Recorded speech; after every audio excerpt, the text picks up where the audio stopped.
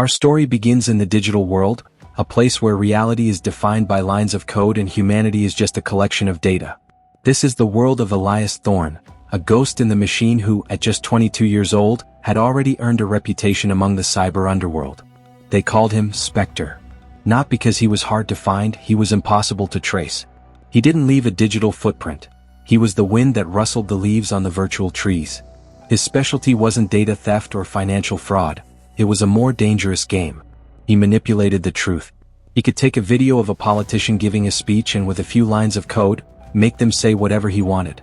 He could erase a person's entire social media history or, worse, create a fabricated digital life so convincing that even their closest friends would doubt what was real. For Elias, it was a game of intellectual dominance. He wasn't motivated by money or fame, but by the thrill of proving he was always one step ahead. He operated from a dimly lit basement, a fortress of solitude where the only light came from the glow of his 4 monitors.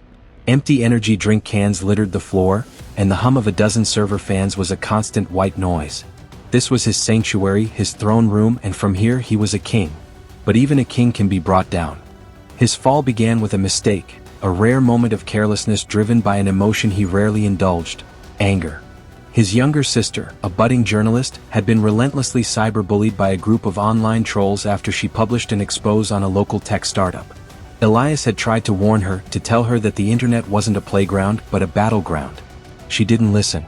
The abuse was brutal, constant, and personal. They doxed her, posting her address, phone number, and a series of fabricated, humiliating rumors. One night, she came home in tears, her spirit broken. That night, Elias stopped being Spectre the Ghost and became something else entirely. Elias swore vengeance. His first move was simple.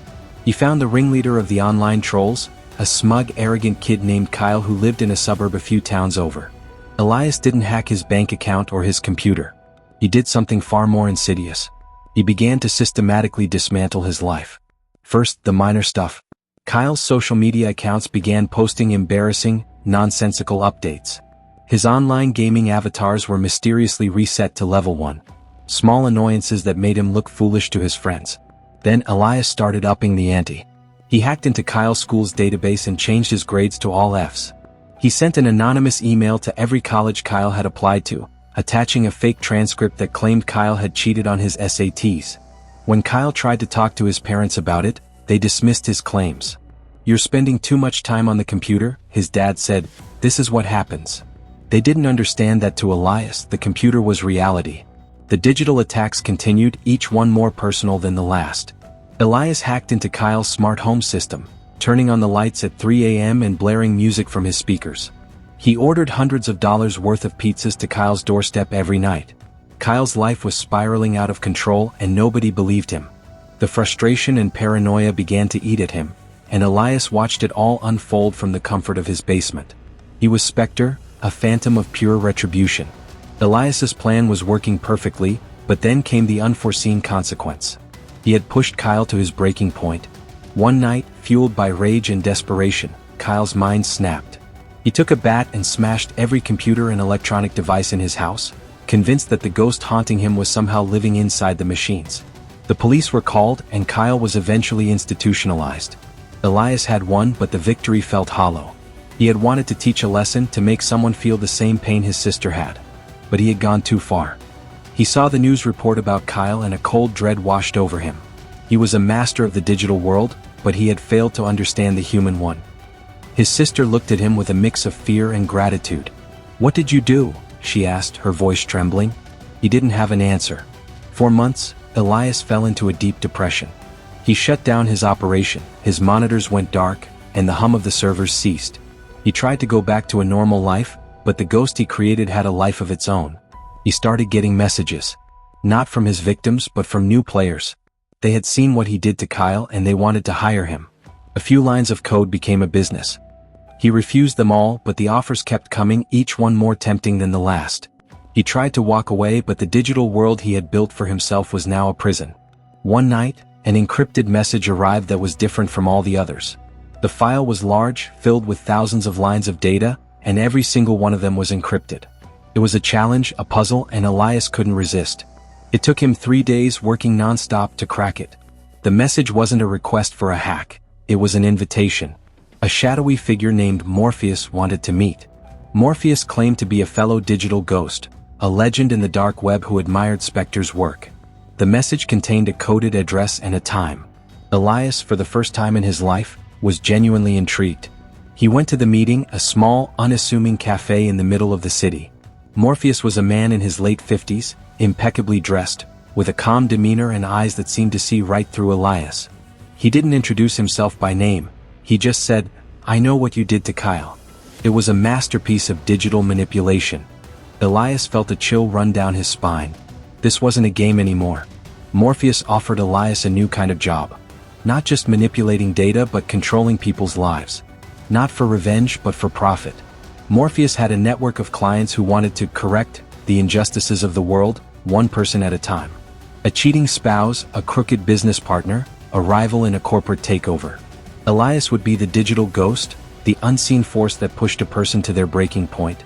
The money was astronomical, more than he could ever spend in a lifetime. Elias initially refused, but Morpheus had a secret weapon. He had a dossier on Elias, on his sister, on his family. He knew every mistake Elias had ever made. He knew about Kyle. Elias was trapped. He could either work for Morpheus or watch his own world crumble. He agreed. The first target was a corrupt CEO named Martin Thorne. Martin had ruined a small company, driven it into bankruptcy, and stolen its intellectual property. The company's owner, a kind, hard-working man, had lost everything. Elias's job was to use his skills to make Martin's life a living hell. Elias got to work. He didn't hack Martin's bank account or steal his identity. He did something far more psychological. He started with the small things. His smart devices would randomly shut down in the middle of the night. His digital calendar would fill up with fake appointments.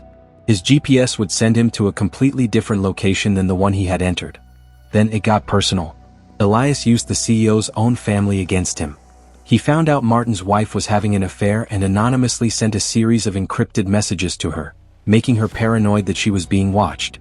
He hacked into the CEO's son's gaming account and made him look like a cheater, getting him banned from the league he loved. The pressure built, and Elias watched it all unfold from the digital shadows.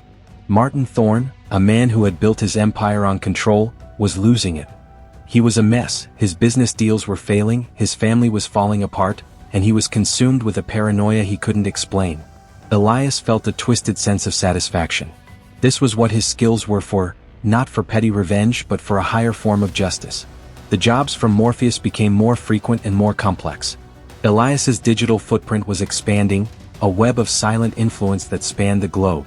He was a professional digital tormentor, a silent and invisible executioner. The money piled up, but so did the guilt. He saw the look in the eyes of his victims, the same look he had seen in Kyle's. He had crossed a line, a moral event horizon from which there was no return. He wanted out, but Morpheus was always one step ahead. Then came the final assignment. The target was a data analyst named Sarah Jensen. She was the one who had developed the very security system that Morpheus had been trying to breach for years. Elias's job was to find a way to compromise her, to break her down psychologically until she handed over the security keys. The job was supposed to be the last one, his golden ticket out of the game. He started his work on Sarah, but something was different this time. She was smarter, more resilient, and she fought back. She had a digital security system so airtight it was almost a mirror image of Elias's own. She was a master of her own digital domain. Elias found himself in a digital dance with an equal. He'd send her a fake email, she'd block it and send a coded message back that meant, "Not today." He'd try to infiltrate her system. She'd set up a series of fake servers that led him on a wild goose chase. He was impressed, maybe even a little obsessed. This was the most difficult target he had ever faced, and he was starting to develop a twisted sort of respect for her. As Elias delved deeper into Sarah's digital life, he discovered a dark secret. She was not just a data analyst, she was a hacker, a white-hat hacker who had spent years tracking down criminals on the dark web. She was the one who had exposed the very tech startup that had tormented his sister. She had been tracking down a group of cyberbullies, a digital vigilante working in the shadows. Elias was shocked.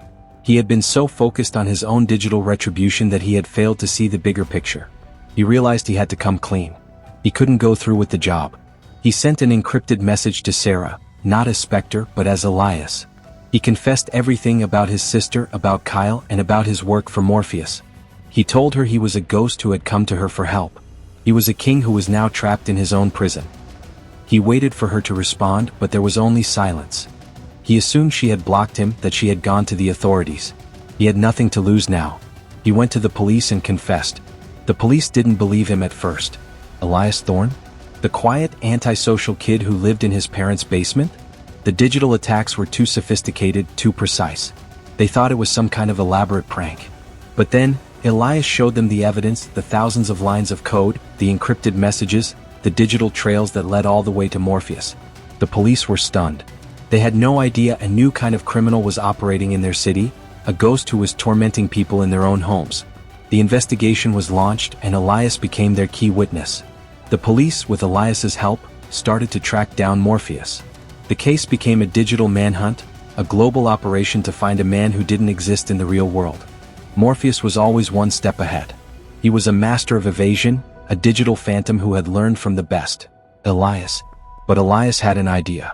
He knew Morpheus was obsessed with control, that he had a need to always be the one on top. Elias sent a final, personal message to Morpheus. He challenged him to a digital duel, a one-on-one battle with no rules, no limits, no holding back. Elias knew that Morpheus, blinded by his own ego, would not be able to refuse. The duel was set. It was a cyber battle that took place over a period of 3 days, with Elias and Morpheus trying to outsmart each other, using every trick they had ever learned. Elias used every piece of knowledge he had, every line of code, every exploit. He was Spectre again, the ghost in the machine, and he was fighting for his life. Morpheus, overconfident and blinded by his own arrogance, fell into a trap. Elias had lured him into a fake server, a digital playground that he had set up. Elias began to systematically dismantle Morpheus's digital empire, erasing his files, deleting his encrypted data, and exposing his clients. Morpheus, in a fit of rage, tried to retaliate, but Elias was ready. He had anticipated his every move. Morpheus, now desperate, made a final, fatal mistake.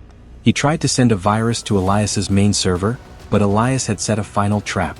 The virus, a highly destructive piece of code, was instead redirected back to Morpheus's own system, wiping out his entire digital existence. Elias had won. He had defeated the ghost. But the victory felt bittersweet. He had created something that he couldn't control, a ghost that had come back to haunt him. The police, using the data Elias had collected, were able to track Morpheus. They found him in a hidden bunker, surrounded by monitors and servers, a ghost in the real world. Morpheus, a man who had built his empire on control, was finally caught. Elias, now a key witness, was in court, giving his testimony against Morpheus. The media, the public, and the law enforcement community were all stunned by the story of a boy who was a king in the digital world. Elias, for the first time in his life, felt a sense of peace. He had done the right thing. As for his sister, she was thriving. She had turned her experience into a book, an expose on the dangers of cyberbullying and the hidden world of online crime. She was a true hero, and Elias was proud of her. He had a long road ahead of him, with legal battles and a sentence to serve, but he knew he was finally on the right path. He had a chance to start over, to use his skills for good. The true crime digital nightmare was over, but its legacy lived on. The story of Elias Thorne, the hacker who became a killer, was a warning to all of us. The digital world is not a game. It is a part of our reality, and every action, no matter how small, has a consequence. We are all ghosts in the machine, and we have the power to create, to destroy, and to choose the path we want to take. The future is unwritten, and the choice is ours.